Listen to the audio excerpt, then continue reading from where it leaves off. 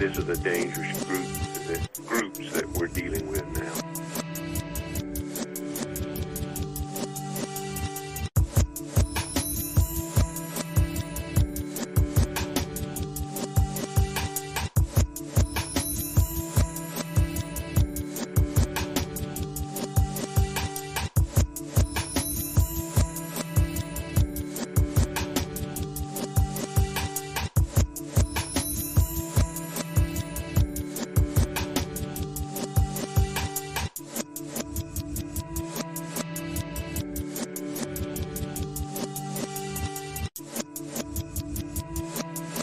This is a dangerous groups that we're dealing with now.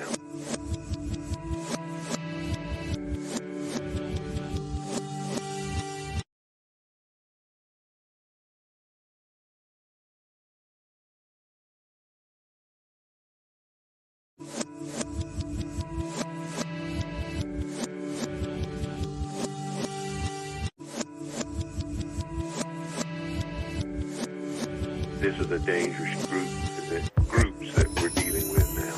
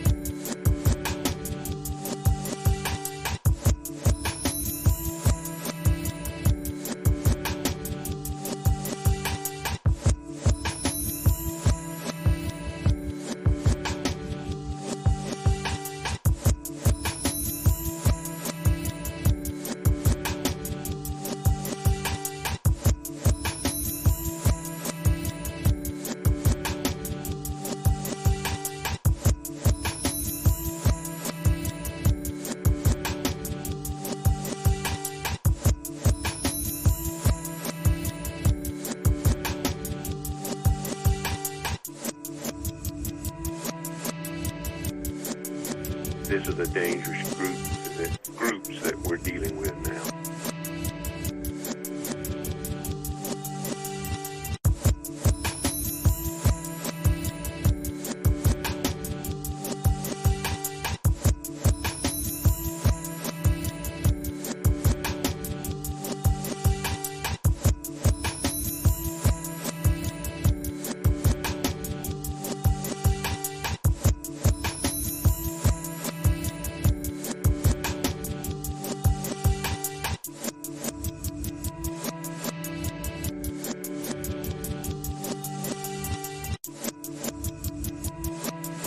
This is a dangerous groups that we're dealing with now.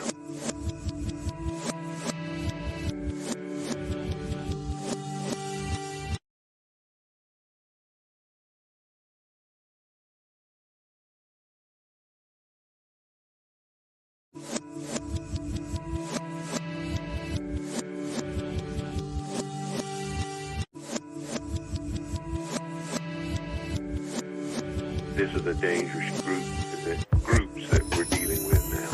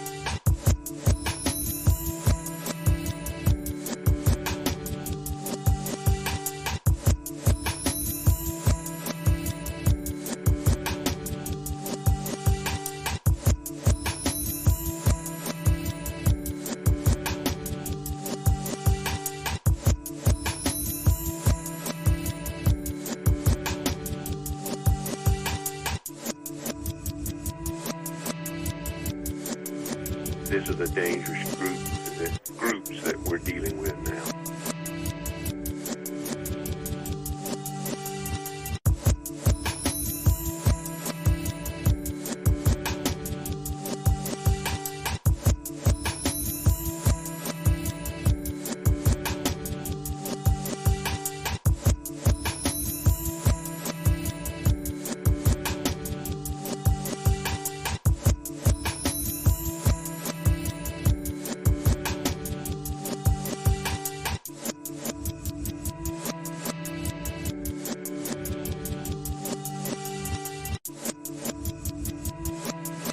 This is a dangerous groups that we're dealing with now.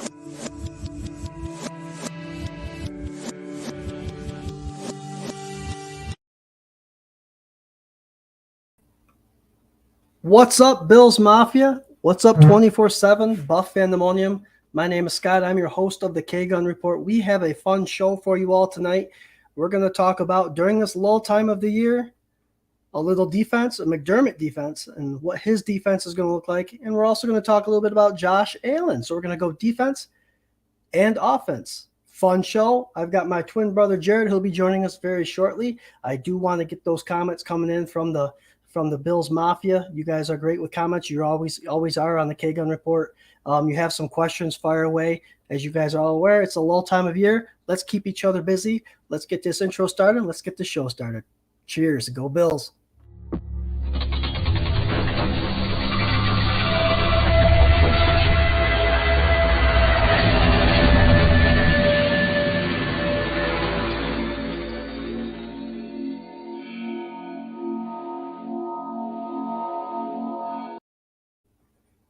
What's up, Bills Mafia? As promised, the K-Gun Report has started. My name is Scott. I will be your host for tonight's show. As I mentioned earlier, my brother Jared will be joining us. First thing you notice is I've got a tank top on, right? Sun's out, guns out, guys. Look at this shirt, 24/7, buffandemonium.com. We have these. It's hot out. I wore this a couple days already. It's wonderful in this hot sun. Sundays, beer, and Buffalo football. It's all about Sundays, beer, and Buffalo football. We've got a bunch of weeks to go until that happens. But until then, we've got training camp coming in a couple weeks. And then we have preseason games started. This is the last month without any football, guys. So very excited for it. Can't wait to get things started. Got some comments coming in already. What's up, Mafia, from Patrick Hughes. What's up, Patrick? Welcome to the show. I love this from Rob Mullen. It's Bedlam. It's Pandemonium. It's 24/7 Buff Pandemonium. Welcome to the show there, Rob. Josh Cook says, what's up, y'all? What's up, Cookie? Good to see you on the show, buddy. Ellen Lartz, the lovely Ellen Lartz. You forgot the last part. It's fantastic. I know. I knew Van Miller for more than 20 years. And speaking of Van Miller, we'll be hitting on that topic about the latest news. We haven't seen you guys in 2 weeks. So happy belated 4th of July weekend, everyone. We all had it off. We enjoyed our time. Hope you guys were all safe, drank responsible, and had a good time. Here's 24/7 Buff Pandemonium's cup right here. This is also at 24/7buffandemonium.com shop. There you go. Patrick Hughes, welcome. Since we're talking defense, must be guns out for Scott Reed. Yeah, you're right. You got it right there. And then my brother's going to have a surprise when he comes on the show as well. Facebook user actually on time tonight. What's up, fellas? This is Sparta. Sparta, this is second week in a row, my friend, that it's come in as Facebook user. For anybody else having those problems, it looks like a bunch of people do. I apologize ahead of time, but we're going to try to get your comments and your questions up on here. This is Sparta. I got to take it easy on that, guys. TMI, I had some tongue surgery Friday, and it's still a little sore, and my tongue hasn't been as loose as it usually is, so I'm going to kind of hone it down a little bit, but still have a good time doing this show tonight, right? Guns with 2,000 SPF. Yeah, I'm Irish, Scottish, and German, so I'm a bit pale skin. Facebook user, hey, Scott, go Bills. Love it. 45 cal or 5 cal guns, LOL. Well, 45 are right, 5 cal left. I do want to give a special shout out to our partner Buff Fanbase. If you guys haven't hit them up yet on the social media, they're all over the place. We partnered up with them at the end of the year last year, and couldn't be a happier partnership. Love being a part of their network, and they've got a list of shows coming out, guys, that you have to tune into. They've all got their own little spice, and it's a good time. So they're on Facebook, YouTube, anywhere on social media. And of course, I don't have to mention, I want to mention because it's beyond excited for us to be a part of 26 Shirts, who sponsors this show. And they'll also sponsor our Sunday sessions, which is a pregame show that we air an hour and a half before every game this year. So you'll see us tune in to Sunday sessions. Myself, Swank, and RT, Ryan Thomas from the Thomas Take Sports podcast. He joins us. He's a co-host as well. We have a good time, and we talk Bills football. Last-minute thoughts before the game starts. You'll see us Monday night against the New York Jets for sure. Dr. Bruce in the house. What's up, Dr. Bruce? Bruce McKellar. Dr. Bruce, he's our resident doctor. He's a doctor in real life. He does a 247buffandemonium.com's website. We have an injury report that goes out come training camp time. Any injuries that come up, he'll be writing a report on it, how it happens, how the recovery is, and the process of that, which is awesome, which is a great thing to have on our site, which is freaking sweet. So thank you, Dr. Bruce, for all that. Hello, my Buffalo Bills brothers and sisters. What's up, Facebook user? And again, I apologize, guys. Facebook seems to be giving us problems for some people. I know. Can't lose your voice before the season, Rager. And Ellen, loved having you there last year. Can't wait to see you this year. Guys, what Ellen's talking about is 24/7 Buff Pandemonium's 2023 regular season Rager. It's a Saturday, September 2nd, the week before the football season actually starts. We do a Rager. I hate to say pep rally because it sounds like high school, but we get together. It's our tailgate before the season starts. We have a guest of honor, Mark Maddox, who joins us, and we actually raise money for his charity, the Help One Foundation. We did a kick butt job last year, had so much fun doing it, and we're looking for bigger, better things this year. We already have a ton of merch that you guys can win in the raffles. We have door prize, which is going to be a Josh Allen in the box, in a shadow box jersey. Plus, we have a bunch of other jerseys, mini helmets. Mark Maddox is going to sign up a couple things. We can't wait for it. We're going to have a food truck, Black Heart Barbecue. They're going to do wings, which is awesome. Buffalo wings, guys. Am I right? We're also going to have it's at Reinvention Brewing Company. They have amazing beers there, and they released a Fanatics beer, which is a cream ale, which you guys will fall in love with. And then we have live music. We have live music that to ship us off into the night from our friend Swank, his band, the Endless Mountain Derelicts. Pretty kick-ass time. It definitely is. They keep the crowd going. They have awesome music. And what better way to celebrate the 2023 season than joining us there. Guys, it's September 2nd. Goes from 3P to 9P. $5 at the door. Get you entered for that door prize, the Allen jersey. Raffles, 50-50, food, beer. Bills fans. What more could you ask for, right? Let's see here. Is Joey Hatch? Hey, Joey, what's up? Yeah, Facebook. Yeah, it's giving us problems. Daniel Green, it is a great time. Hey, if you guys join us, man, plan ahead. Set your calendar. September 2nd, it's Labor Day weekend, long weekend. Can't wait for that to start. And I think, let's see, any other comments coming in? You guys are kicking butt already. Love the comments coming in.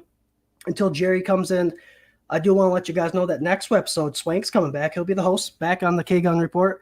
And we have a special guest, ex-running back for the Buffalo Bills, Carlos Williams.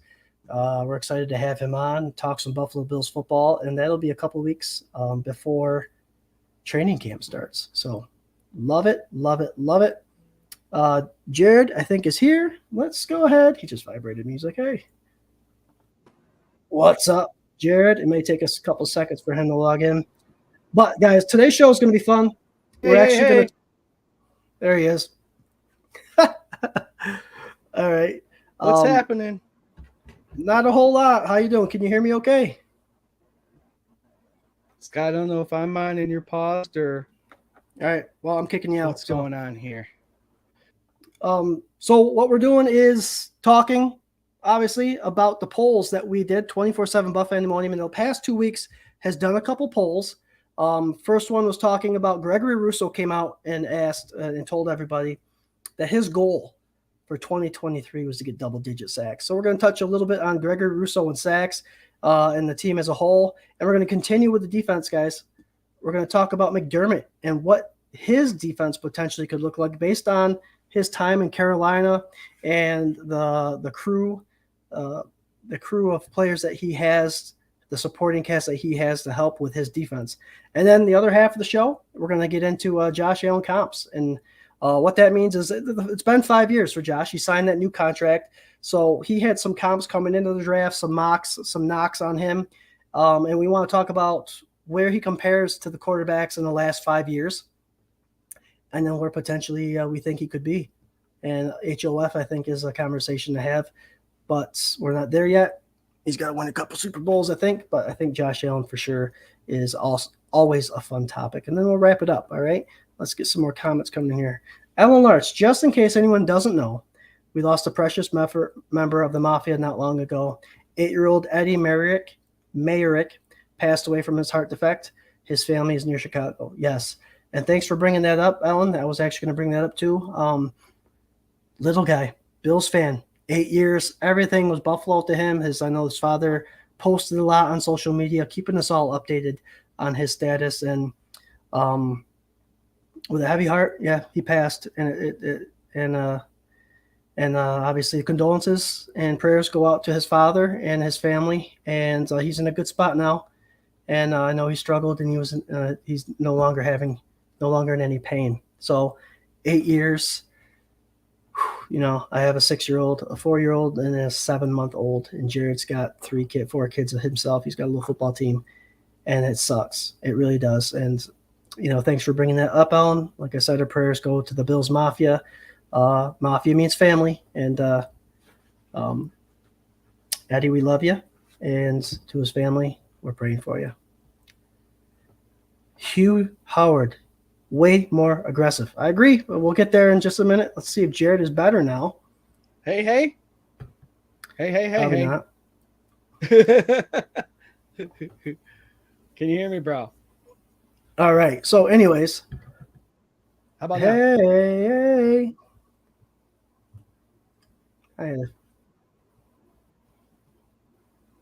No. Nothing? All right. So, this might be a show without Jared tonight. That's all right. I can host, and that could be my own show. Plus, I got the Bills Mafia here. So, Mafia, ask the questions. We'll have it come up. I'll answer the questions. It's a fan-first perspective, guys, and I love the conversation, and I love the participation from all you guys. So, our first topic, actually, it's going to be about Chris Brown. Last couple weeks, I know the Buffalo Bills had announced that Chris Brown will be the play-by-play interim. They're still saying interim play-by-play for Buffalo Bills, which is awesome. I like Chris Brown. I like his knowledge of the football game. I love his banter back and forth with his color analysis, and I think he does a good job. Obviously, Big John Murphy, isn't ready yet. So, you know, prayers out to his recovery. I know he's still recovering, so keep fighting a good fight, my friend. You'll get there. You'll come back. Chris Brown with the interim play-by-play. The interim tells me that John Murphy plans on coming back. So love them both, and they both do a great job. Hey guys, long time. Facebook user, tell us who you are when you guys do us a favor on Facebook. Tell us who you are before you leave a comment, because unfortunately this stream is not allowing me to see the names. So you could see that as the comment comes up for sure. Love that kid, such a fighter. Thank you. Rest easy. Patrick Hughes says he was able to hear Jared fine, so it might be on my end, and he's coming back again. StreamYard, guys, I've had good experience with it, but so I've seen some people have issues. Who's the rookie sound guy? I don't know, Christian. Christian, welcome. Who's the number 2 CB? Hugh. We're actually going to get to that too when we talk about McDermott's defense. Eric Woods is terrible on the radio, though. Yes. Yep. Eric Woods is not all that great on the radio. I agree 110%. There, Jared, I see you a lot smoother now. A lot smoother. Good. Welcome. Can you hear me? Okay, I can. I'm just answering a bunch of Fandemonium Bills Mafia questions. We're talking about Chris Brown, about how he's still the interim play-by-play. John Murphy obviously is still not ready to come back. Would you agree with me when they say interim that they're planning on John Murphy coming back at some point? I would have to say that that's probably the plan. Depending on his health, they probably want to keep it open for him to be able to come back. But when I saw that too, I was, they're probably just saying the right words type thing. You know what I mean? So I love Chris Brown. I think he's a good play-by-play guy. Just go back and look up Nyheim Hines kickoff return after the Damar Hamlin incident there, and he's got the emotion in the voice when he's yelling the kickoff return. Are you kidding me? I think was his phrase for one of them, and that's the same exact words as I said when Nyheim Hines returned. So, yeah, we'll see what happens. John Murphy is always going to be a Bills legend, and if it's interim for Brown for the next 15 years, then that's just how it's going to be. Nice, I agree. Real quick, Jared, before the show really gets going, what are you wearing? Oh, you're going to make me stand up here? Oh, Sundays, beer, and Buffalo football.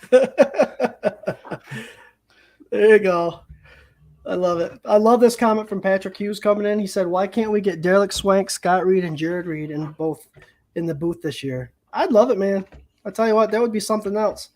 Swank is really good at talking, so I think he'd be the guy that had the conversation going the whole time, but I'd like to be the color commentary for sure. I can be a bit exciting. I can. I'm a huge Bills fan. You should hear me. I could get loud and exciting. Let's see here. Chris Brown has been a legit play-by-play. Fill in for Murph should be even better in 2023.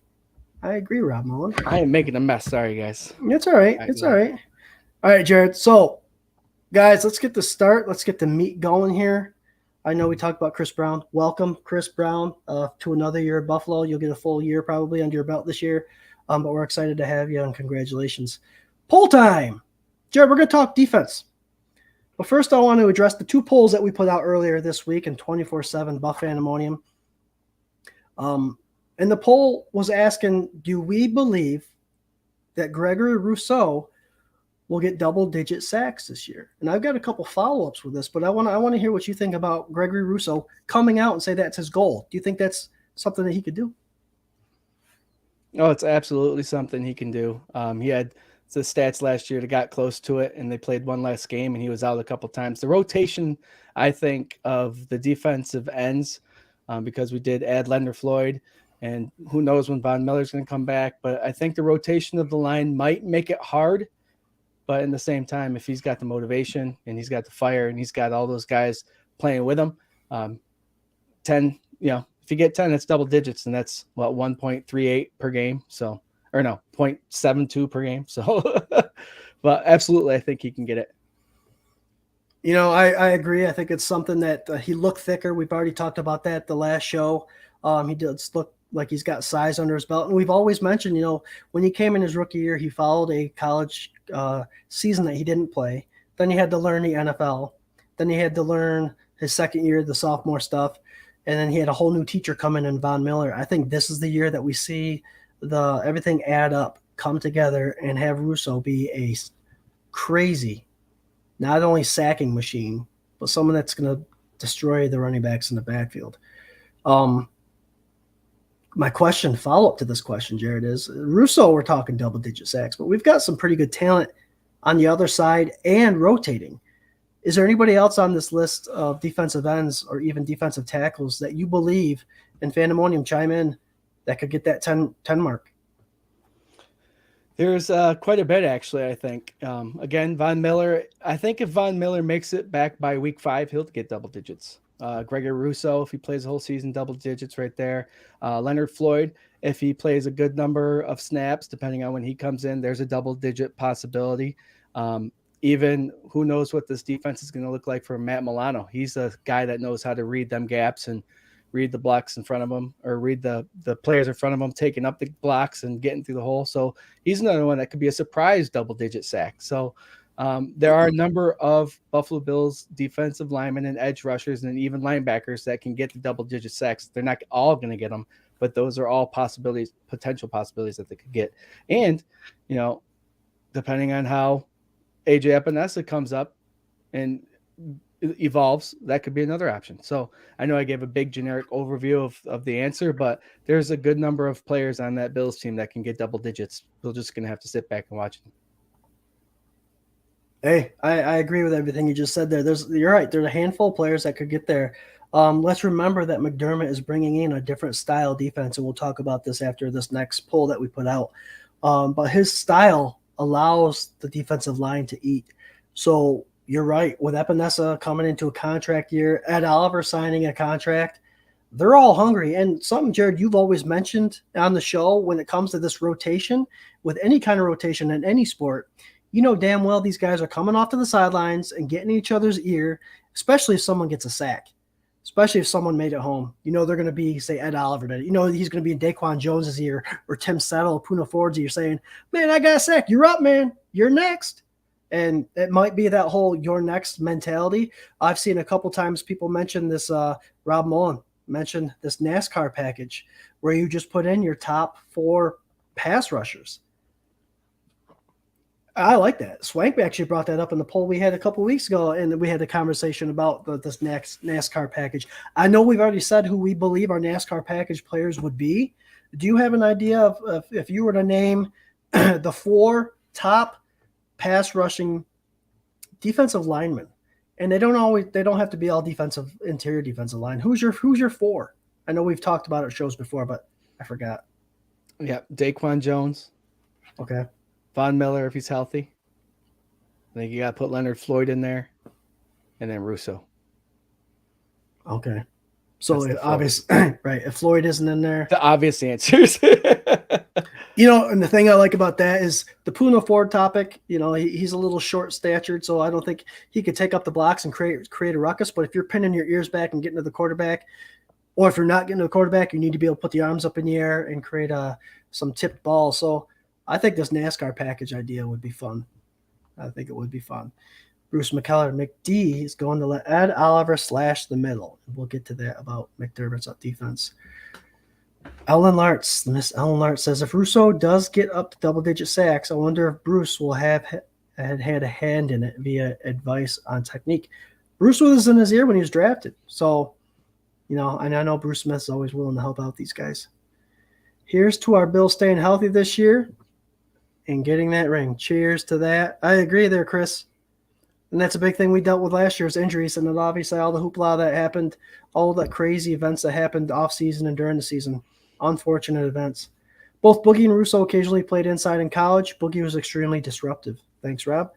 Boogie was disruptive. He really was for Wake Forest. And that's a name that you forget about every once in a while because we're waiting for Boogie to really come up and play his part, but he's been putting the time in. So we'll see what happens with him. We got a lot of depth at that defensive line. He also can play their edge. So Dalton Smith, Bills Mafia. Hey, hell Dalton. Yeah, Dalton.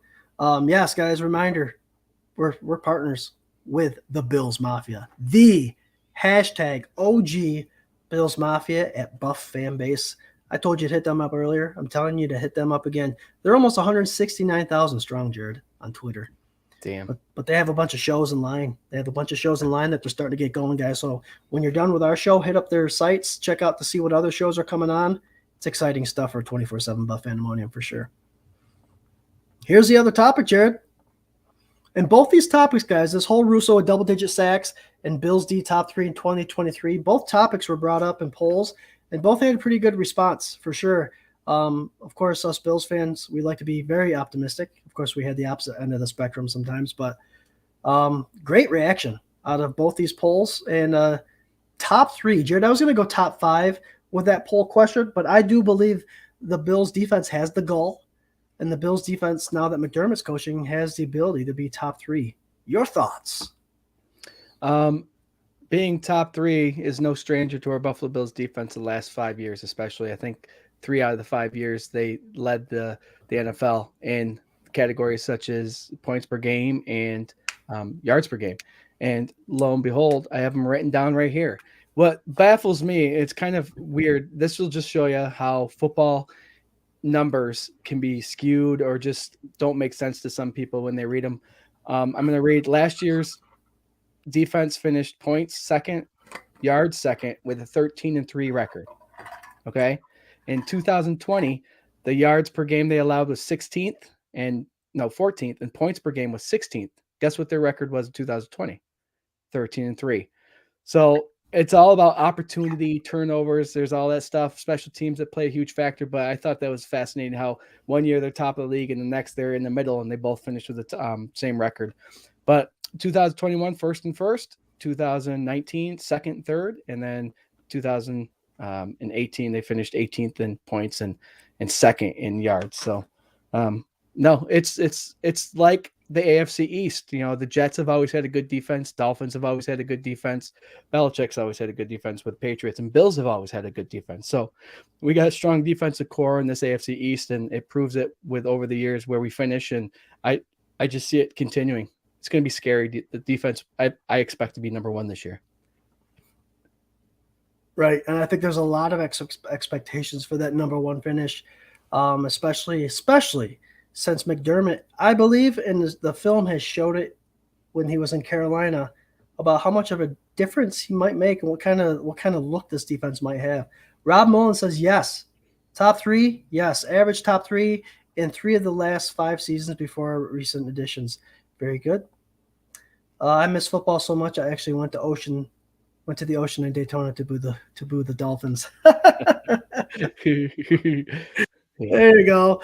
Facebook user Ryan Hickman, later, my friend. Ryan, hey, man, thanks for joining the show. Ryan, a friend of ours from Buffalo Autographs. Hey, man, love you, buddy. Miss you. Go Bills, miss you. Patrick Hughes, with all the top quarterbacks in the AFC this year, time to play smash mouth football and put the QBs to the ground. Hey, great segue into this question, Jared. McD and his defense. Now, the reason I brought that up is because we're talking about the sacks, and we're talking about top 3. And I know his time in Carolina, he started off his first year as a defensive coordinator, I think bottom of the road, right?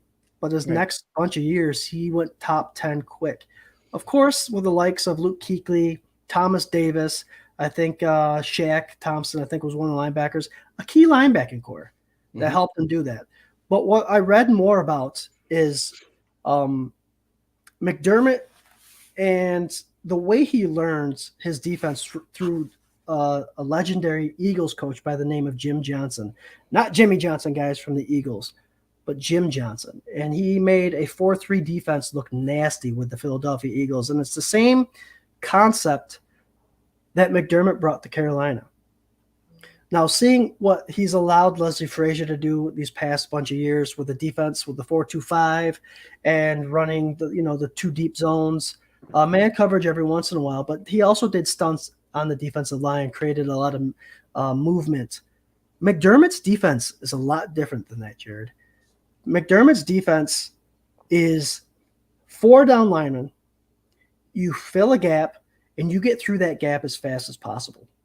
And that's totally different than running stunts and all that stuff. And the theory behind that is get in the backfield and cause a ruckus for the offense is the best way to disturb the offense, right? So my thing is McDermott had those 3 linebackers, with Luke Kuechly being one of them. So if he's going to have a similar defense, there's a lot of pressure that's going to be put on our middle linebacker, whether it's Dorian Williams, AJ Klein, Tyrell Dotson. We already know Milano's the offside linebacker on one side, but if they run a true legit 4-3 defense, they're going to be running with 3. So my question to you is, other than Milano, who are your 2 linebackers, the middle linebacker and the other offside linebacker? And do you think this is a better fit for, say, someone like Dorian Williams, where if they try to get the running back tackled in the backfield or the quarterback tackled for loss, taking away those guards and centers and tackles that are actually pulling because they can't get to the second level because the game's already disruptive? Is that beneficial to the rookie linebacker? And again, like I said, who are your 3 linebackers now that McDermott is going to be running the show? So you talk about gap responsibility and getting through in there and messing things up, and they brought in a good lineman for that with Poona Ford. With that, trying to get through the gap, you're going to have schemes where there's cross blocks up front and people trying to get you out of the way if you're going to come up quick. And that's where the low sense of gravity is going to play a huge part with Poona Ford and with Ed Oliver, who's dubbed the 2.0 of Aaron Donald, smaller Aaron Donald. So they have those 2 guys up there, and Daquan Johnson being he had an awesome year last year if you go back and watch the tapes, but that's where it starts up front. And that 4-3 defense, if you're looking for a bigger 4-3, if that's what we're going to see, obviously Milano's going to be in there, but I feel like Dotson and possibly Bernard are going to be the linebackers up there, with AJ Klein coming in every once in a while. We do have a lot of linebacker depth. I know there are a lot of players on the roster listed at linebacker that are actually going to play on the edge, but I think we have a good problem at linebacker. We have AJ Klein. Don't sleep on him. He's one of those guys, if you're going to have linemen going in the gap, AJ Klein's going to be see ball, get ball. He's going to get there too. So, training camp's going to be fun, and it's going to be interesting to see what happens week 1. But for right now, if I was to throw people out there, Milano, Bernard, and Dotson. I like it. We got a lot of insight from our resident expert, Rob Mullen. And I also like to put up the comment from Mark Krajewski. Guys, the Bills will play a 4-2-5 as their base defense. And that's a defense that they played in the past, obviously, under Frazier, with the 2 linebackers, Edmonds and Milano, and obviously that nickel coming in that has been Taron Johnson. And this year, we actually have a couple new people brought in via free agency that potentially could put that spot up for grabs, which is going to be a very interesting conversation, which will be one we will have here in a couple minutes. But Rob Mullen, the Bills did bring in Al Holcomb, who was a linebacker guru, and he was with Coach McDermott. I mean, he was part of the Luke Kuechly transition to the NFL, and we all know what Luke Kuechly did in the NFL. The 4-2-5 is here to stay, Rob says. Once again, there's more to the Frazier storyline, and Al Holcomb guarantees a 4-2-5 with a larger influence at linebacker play. Now, I agree. And I do not think we'll see a hand being told in the preseason. I think what you will see defensively, Jared, and tell me if you agree with me or not, I don't see them not with a new defensive coordinator in McDermott, and keep in mind the players are all new to the McDermott style because Frazier's been running it. You might see a little more than what McDermott generally puts out on the table because he needs to evaluate. And with the 3 preseason games going on and no one getting cut, I think we're going to see a lot of, I personally, and I've been wrong before, I think we're going to see a lot of 4-3. I really do. And with I dubbed Terrell Bernard, the rookie linebacker from last year, as the Matt Milano 2.0. And I'm telling you what, if they do run a true 4-3 and he does what Matt Milano does on the outside of the ball, those two are going to be nasty. So, what are your thoughts on that 4-2-5 defense compared to the 4-3? And what do you think McDermott's going to do? Is he going to show his hand in the offseason, in preseason? Well, yeah, I think he's going to have to show a little bit of it, but you can also get those players in knowing that you already know AJ Klein knows how to play the position. Matt Milano already knows how to play the position. So 4-2-5 is pretty much that 5th guy being Taron Johnson. He's kind of a fill-in outside linebacker, to be honest with you. So we'll see what happens. Is it a 4-3 over, 4-3 under? Depending on where the linebackers move. That can also be big-time game scheme. They can make that a combination game plan base 4-2-5, 4-3 in this game to game, see what's going on. And if you're up by a lot, maybe it's the 4-2-5 with a safety in there. And depending on how Bernard and, Milano, obviously we know how he can cover, how they play. It might be called a 4-2-5, but with the big set in there. So it'll be interesting to see. I could be totally wrong. 4-2-5 could be the same exact we've seen for the last couple of years, but I feel like linebacker presence is going to have to be more this year because of you guys also got to remember that our secondary with Hyde, Poyer, Elam, and White and others that we've just Dantzler and all these guys that we just added, those 4 could legit shut down a lot of wide receiver cores. So why not have a bigger guy in there if they have the zone going or something like that to cover it up? So we'll see what happens, but I can see a 4-3 possibly being a heavier 4-2-5 in there most of the season. I do like that heavy talk, Jared, because something I'd forgot to mention before when talking about McDermott's past defenses is with running that 4-3 defense, he did run a lot of 3 deep, which would drop 1 safety back and both corners back into the thirds, which would bring Poyer back up in the box. And Hyde. Both of those guys played in the box before. They could play that 3rd linebacker role if they wanted to do such, or that 4th linebacker, like a 4-4 with 3-man deep. So it'll be interesting with the talent they have. They loaded up on defensive backs for a reason, and we've always said you can't have enough defensive backs. So it'll be very interesting to see what they do this offseason. Scott, do you see any defensive schemes where Poyer or Hyde come out? If they're dropping that 3 zone, do you see them bringing them out and bringing a Benford in, who's a bigger corner/safety play? I don't, because I know Micah Hyde and Poyer both have seen positive results in the box. So I don't see them. No, I think you need that leadership out there. I don't think you have them take breathers for sure. But if something were to come up and they needed to rub off a muscle pull or something like that, or a stinger, I think Benford's just the guy. I know there was talk about Benford potentially being a safety, transitioning, which is always a good thing with an NFL resume if you could do more in one position. But I think Benford would be more than perfectly capable to do that. And don't forget about Taylor Rapp. I think he is also someone that's had starting experience, good starting experience, that could potentially, these contracts are running out. Benford and Rapp look pretty legit here in the next couple of years. Rapp's name keeps jumping in everywhere you go. Rapp, and that's not a problem to have. Not a problem to have. All right. Robbie from Let's Talk 716 Sports. Hey, Scott and Jared. What's good, brothers? Go Bills. What's up, Robbie? What's good, Robbie? Mark, again, says, I see Taylor Rapp coming in the passing downs and the middle linebacker coming off. He could put his head on he could put his helmet on the ball. So, yeah.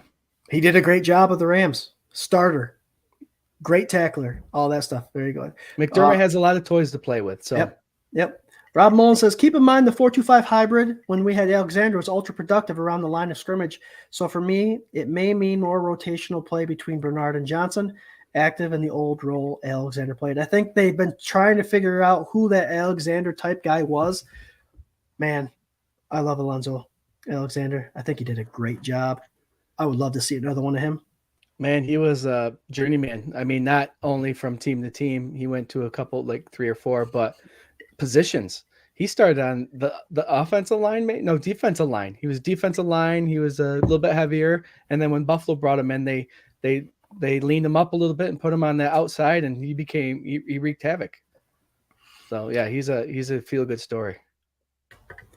So me coming into this conversation here, Jared, about McDermott and his defense, Mark is asking the question or making the statement of a question I was going to ask. I believe the set will be similar, but the deployment without Edmonds will be more aggressive. I agree. I think you take that pulling guard, pulling center, the moving line out of the question by wreaking havoc in the backfield as soon as you can will benefit that middle linebacker. And if you got a young guy like Dorian, I think it's going to benefit him. Look out for Dorian Williams to become the starter.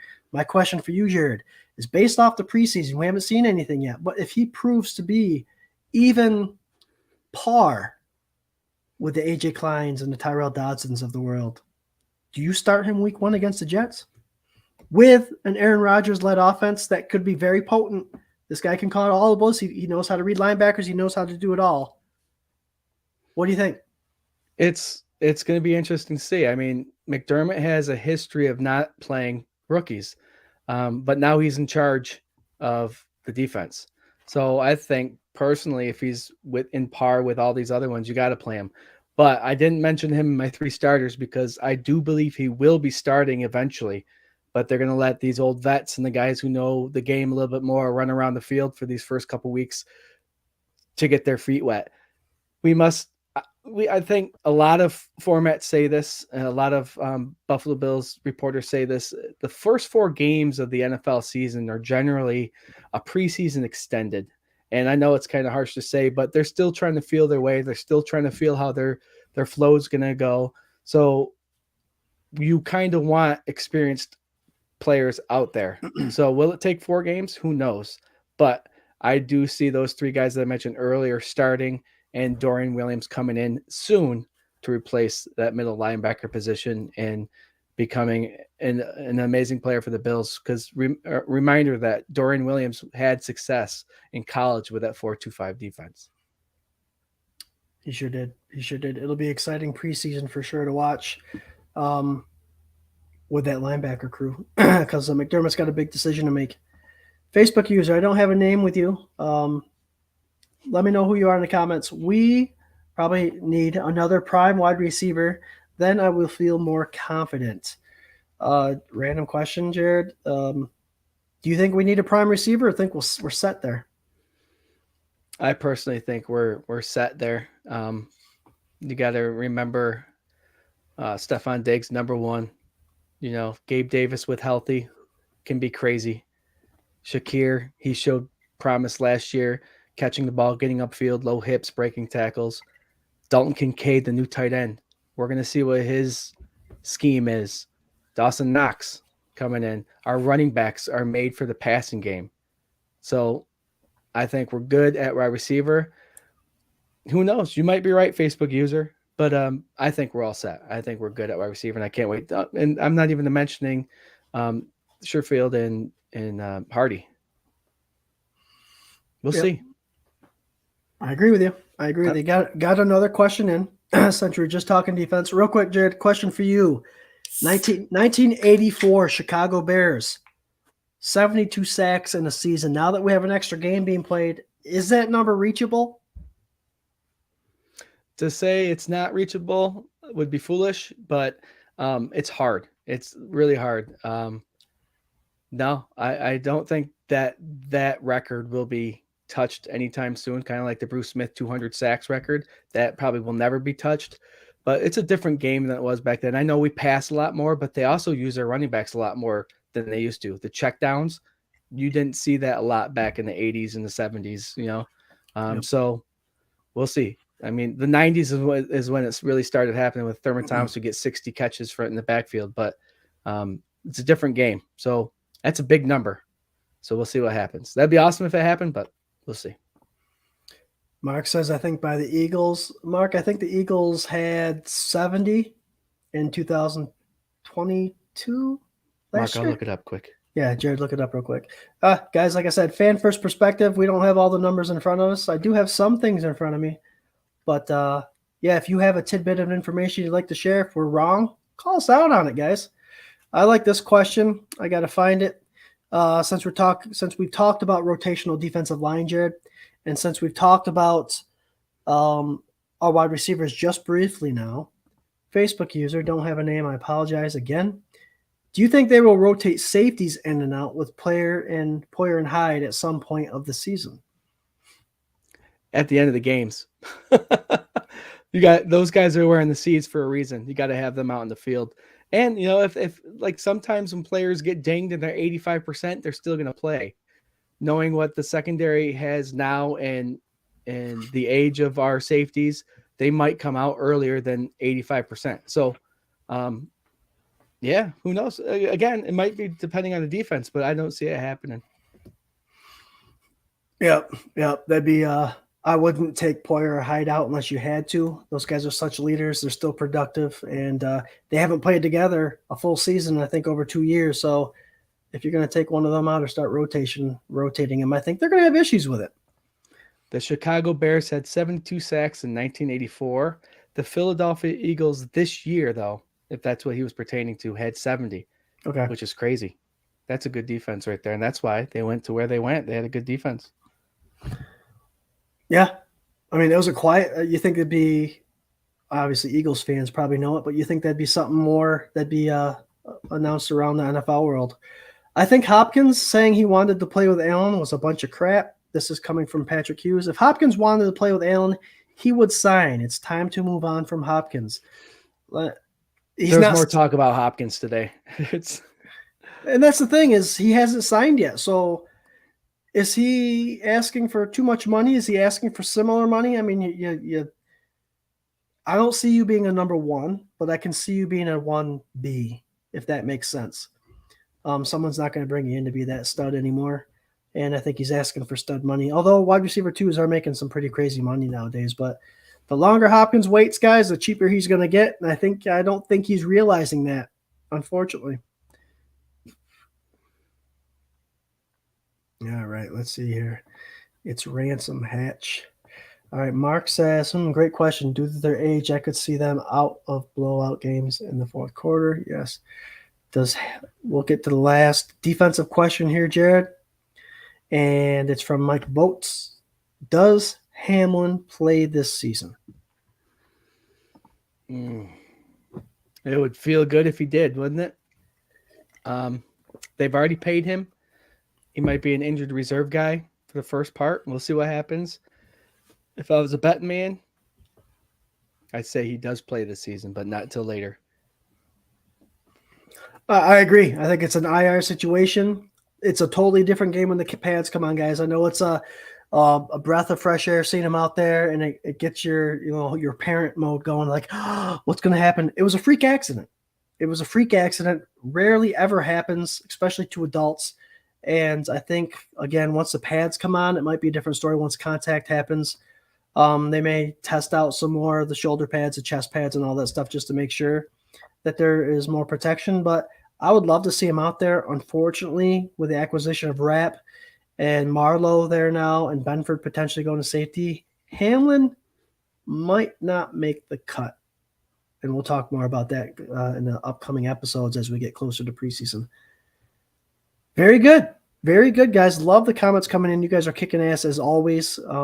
Leave your comments, ask your questions. We'll get to it the best we can. What are you doing, Jared? Sundays, beer, and Buffalo football. Yes, 24/7, buffpandemonium.com. Guys, not only did we have a sweet website, but we have a lot of blogs. Our friend Rob Mullen has blogged on there. Ryan Thomas has blogged on there. They were busy this offseason, put out great content. Bruce McKellar, he does the injury report, Doc, and it's awesome. He'll touch on all the injuries that happened this year, explanations of the recovery, and give us a whole lot of information based on that. And if you have a question and you want to see it on our site, it doesn't have to be Bill's injury. Throw it out there. Maybe Dr. Bruce will throw something on there for us. But we also have a store. That's where I was going to. We have a store. We have 24/7 Buff Pandemonium and our sister page, FLX Mafia. We are located in the Finger Lakes. Jared is between Seneca and Cuca. Correct, Jared? And I'm right outside Canandaigua Lake. We're trying to build our family out here, guys. Our Finger Lakes Mafia, our Bill's Mafia out here. So we have FLX Mafia shirts and hoodies, 24/7 Buff Pandemonium shirts and hoodies. And obviously these guys are the newest additions, Sundays, beer, and Buffalo football. Get them now. I think they're $22 on our bonfire. Hit us up. Hey, man, the support's awesome. Love you guys. Mark has another question. Love it, Mark. So who do you think will be CB4, CB5, and will we carry a CB6? Jared, you want me to attack this one? Yeah, but before you attack it, Scott, I want to know where you're putting Dane Jackson. Go. Oh, so I do have Trey White, Kyer Elam, CB1 and CB2. Taron Johnson is the nickel. I do have Benford staying at corner, so he'll be CB3 without the nickel, but 4 total, right? Dane Jackson will be my 5th. Cameron Dantzler will be my 6th. And I think you'll see the 5 and 6 guy have more snaps than the 5 and 6 guy did last year. Right. Yep. Yeah. The wonderful thing, like you said earlier, Benford, Siren Neal, Cam Lewis, they're all guys. Rapp are all guys that in Benford, can play CB2 a little bit. So, yeah, it's going to be interesting to see. Dane Jackson's, we love him. He's one of our guys, but he's on a bubble, I think. Yep, he is. And like we say all the time in the last 4 years during this time of the year is that there are going to be players on our roster that we absolutely love that we will see playing for a different team. Kick-ass show so far, guys. We got 10 minutes until cutoff. But since Jared came in late, we may stay 5 more minutes, 10 more minutes. What do you think, Jared? Overtime. I don't have the button for that, but I'm sure Patrick Hughes will remind us. I got to throw this out there. I know we got Josh Allen to talk about, but Rob Mullen, don't be surprised if Dantzler beats out Dane Jackson. I agree, who struggled in the back half of 2022. Yeah. I agree. Any of those guys, 6 that I mentioned, can be interchangeable, obviously, other than the top 3. But, man, Mark, I can't ignore the questions, Jared. I can't. Thank you. Do you think Alex Austin making the team or practice squad? I think he will be a practice squad guy. I like what I saw in his college film. And I like the fact that the Bills, I thought they stole him in the later rounds. And this is a guy to not take too lightly for sure. Watch, he'll be a preseason star. This guy, Alex Austin, knows that he's got to make the team on special teams right now. So look for that. And I've referred to this many times throughout the K-Gun report. There's a Hall of Fame running back, number 30 from the Denver Broncos, Terrell Davis, who made his name on the special teams in the preseason, and look at him now. So all these players know that there's players in front of them that are captains or have been in the league for a very good time, have been very productive. So they know coming onto this team that special teams is going to be their gateway to their success in the NFL. Booyah. I always love it when you bring that up because, guys, if you haven't looked at it, it's on social media. It's on the YouTube. Go look up, Terrell Davis special teams hit. And that's where his career started, is doing the dirty work. And we all know what happened in the Super Bowl when he had a migraine headache. He went there and set up a touchdown. It was crazy good. Let's transition a little bit. Bills Mafia, thank you so much for your comments. Thank you so much for your questions. Hey, this is the time of year where we keep you busy and you help us keep busy. Absolutely love it. Jared and I wanted to touch on this. It was actually Swank brought it up because we're trying to figure out what to talk about. And I know Josh Allen gets talked about a lot, but to understand how much of an impact he has brought to Buffalo, he has brought to this team. And not only that, but this is the time of year where, especially in the AFC East, Tua, look how good he is. He's going to be so much better this year. Look at the talent he's got. You've got Aaron Rodgers coming to the Jets. They do have a talented offense. I'm not going to take that away from them. But we have to remember the special quarterback that we have in number 17, in our QB1, in Josh Allen. And it's time to do his 5-year comps, Jared. The discussion I want to have, and it's going to be about a 15, 20-minute one, and I can't wait to have it with the Fandemonium here, is not only comparing his numbers. And when I talk numbers, I'm not talking the ones that I'm going to find where he's number 1 and number 2. I'm talking about the numbers that matter, like number 1 wins. Number 1 wins in the last 5 years. I'm just going to throw that out. He's 4th behind Mahomes, Brady, and Rodgers. That's the number 1 stat I'm worried about. But just the comp in his last 5 years compared to the other quarterbacks in the NFL, and then what we're going to do, Jared, at the end, if Fandemonium join us, is kind of talk about where Josh Allen is now and how he compares to some of the great quarterbacks in the league currently and in the past. So, Jared, Josh Allen, tell us what you think about our buddy Josh. Individual who was selected in the first round of the NFL draft, who was told has much work to do with not only accuracy, but the gameplay, the speed of the game, the IQ of the game, and an individual who stepped up to the occasion over the past years. Completion percentage has increased. This past year, it kind of went down a little bit. And there's one big reason at the end, I'm going to tell you, productivity, passing yards, completions, this beast of a quarterback.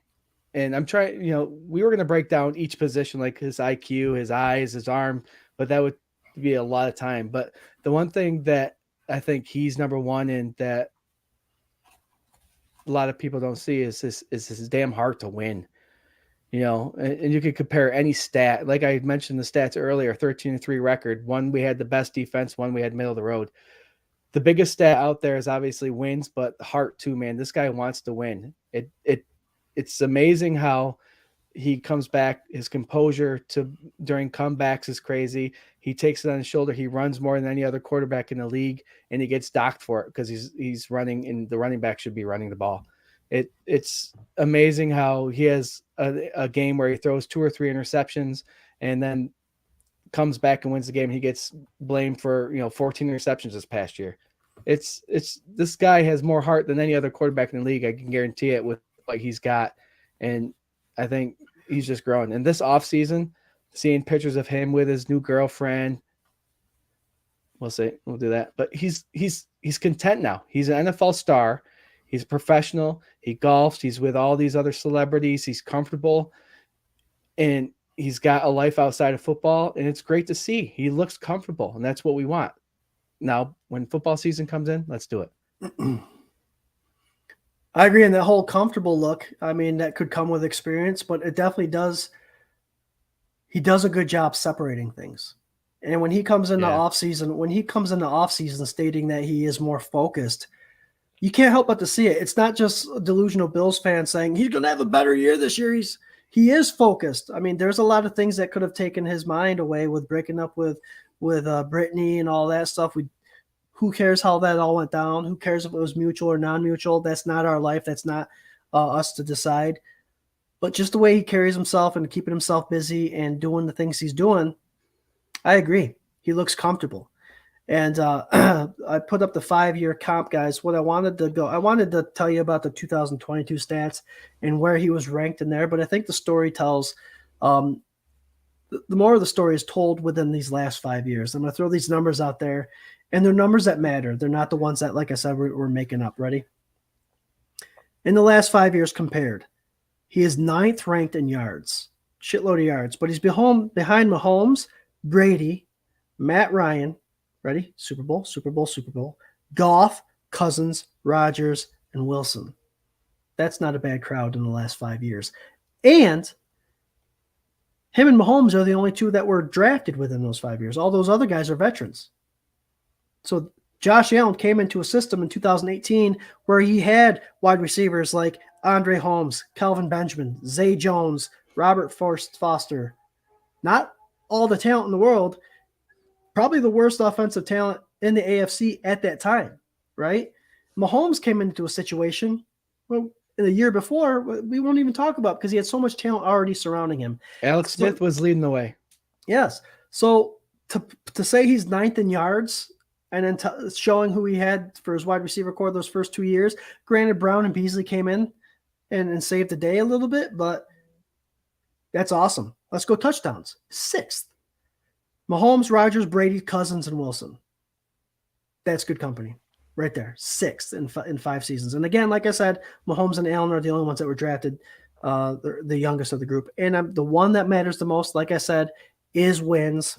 And he's in 4th behind Brady, Rodgers, and Mahomes. Guys, he is an amazing quarterback. He does all the right things. And I'm not even talking about rushing yards.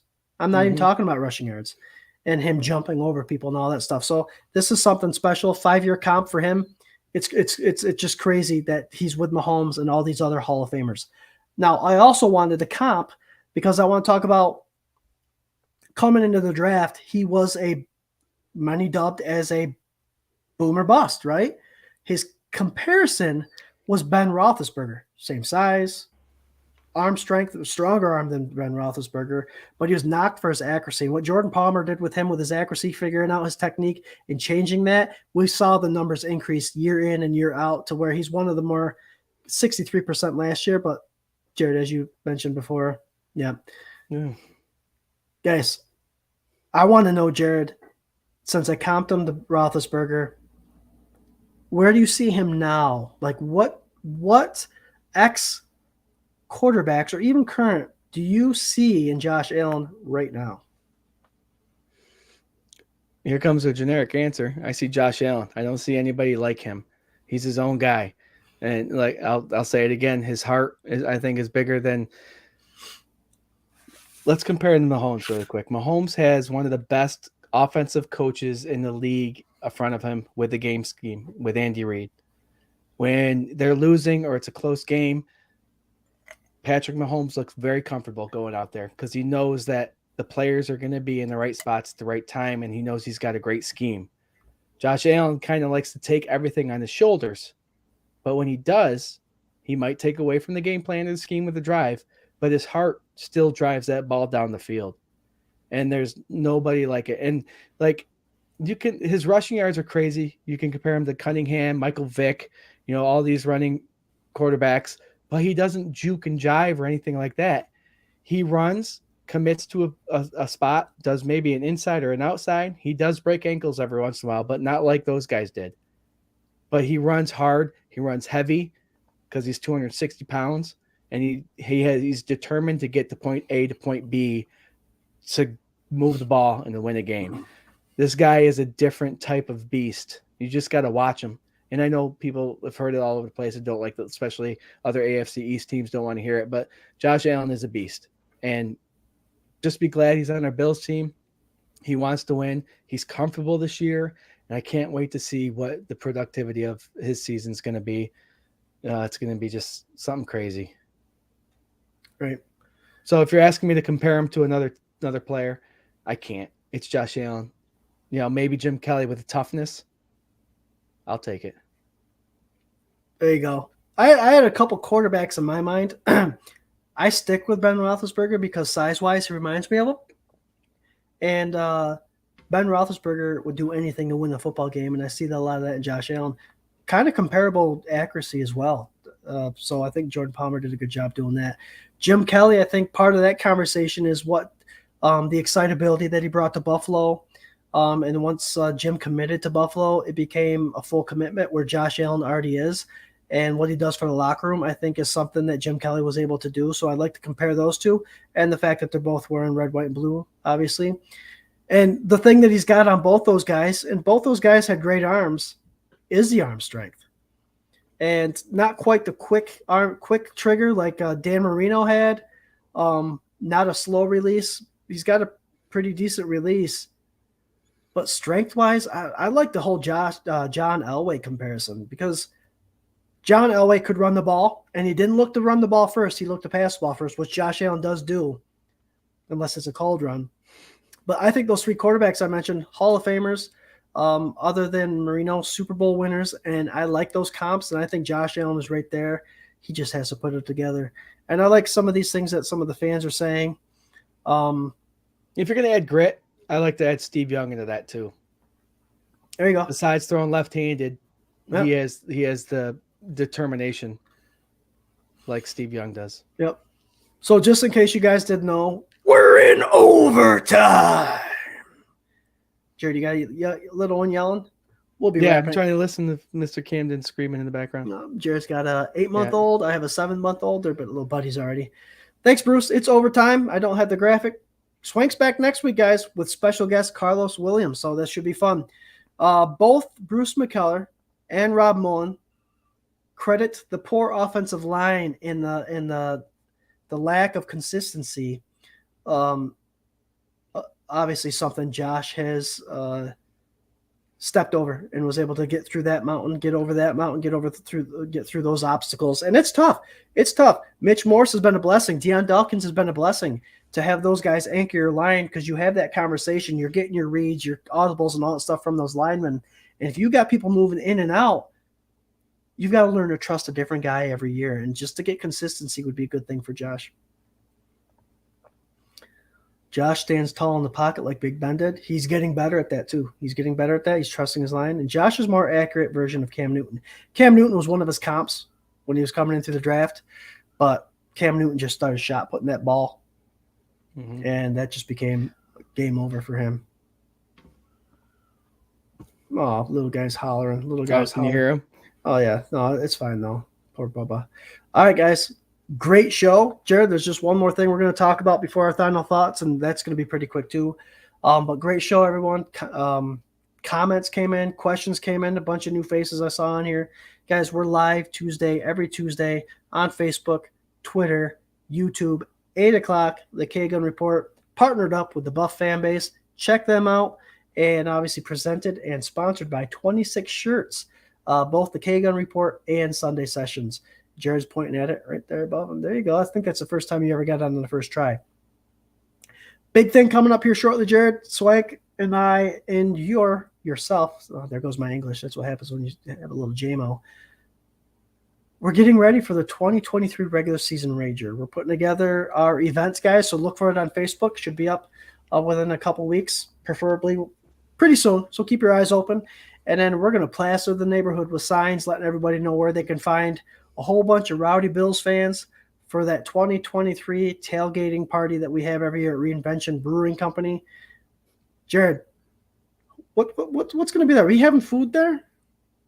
Yeah, we got a nice heart barbecue going there. They're going to have chicken wings. I can't wait for that. And it's just going to be a lovely setup. And like last year, the food was amazing. And this year, there's going to be wings. Last year was tacos. This year, there's going to be wings. So I know that fits well with us Buffalo Bills fans.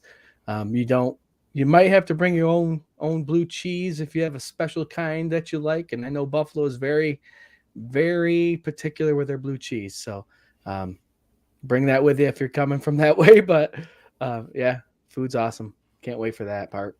Yeah.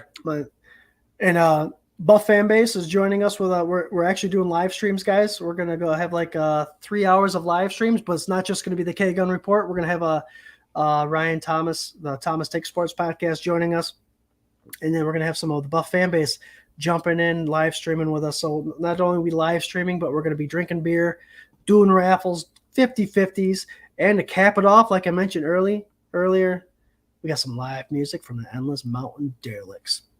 You can hit that. You can hit them up on social media too. Great music. Swank's putting out some, finishing up some music that's going to be edited and all that stuff. It's pretty exciting stuff. So you can also go on. You can also go online to look up Black Heart Barbecue too. Yep. Black Heart Barbecue is going to be our food truck. So that's the 2023 regular season Rager. Everyone, September 2nd, 3 p. to 9 p. Do you have that helmet there, bro? We're gonna see that helmet right behind me. It's the little guy. Oh, I can't reach it. We got a mini. Jared just made that. He actually polished it up, made it the white on white with a face mask pearl. We're gonna have Mark Maddox sign that, and we're gonna have a bunch of other signed stuff. The door prize is actually $5 buy-in. Enters you for a chance to win Allen Rush jersey that's in a shadow box. Pretty sweet stuff. All right, Rob Mullen, great show, guys. Patrick, if you're in the K Gun Report Fantasy League, make sure you select your keeper. Ryan Thomas has got the first pick because he finished last. That's how that works. Wings are a must. John Johns loves it. We love the fact that we're having wings this year.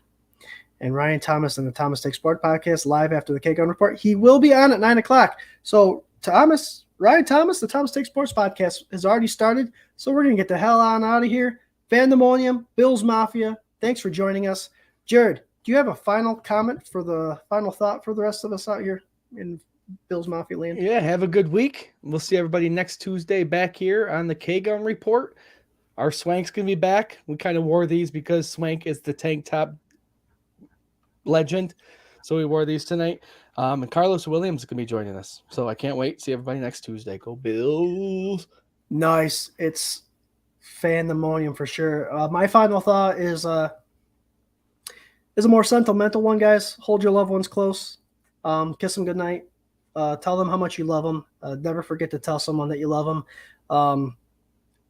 It doesn't take away from your manlyhood, guys. I tell my brother I love him all the time. I tell Swank I love him all the time.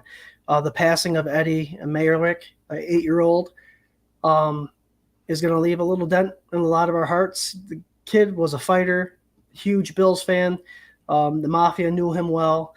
And Eddie, we know we're going to be hearing your echo come game time during the kickoff when the Buffalo Bills start their 2023 season. Love you all. Love the Fandemonium. Love you, brother. And great show. We'll see you next Tuesday, 8 o'clock on the K-Gun Report. Go Bills! Go Bills. Go! This is Swanks. Go Bills!